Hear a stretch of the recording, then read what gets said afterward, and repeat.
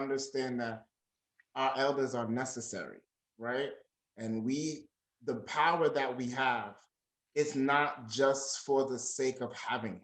It comes with a reason, right? So you are only entitled to power if you are willing to submit yourself to service, right?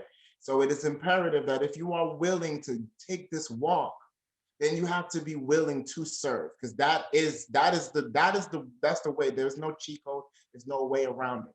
All right. And so our elders, they went through the stuff for us. You have to listen and you must heed, because I want people to understand that I didn't get here because I read a book. I had to listen. And then my dad took me to the queen, and my queen took me to the prince. I had to listen. So I didn't get it in a year. Maybe it took 5 years, but I'd rather get it right than get it fast.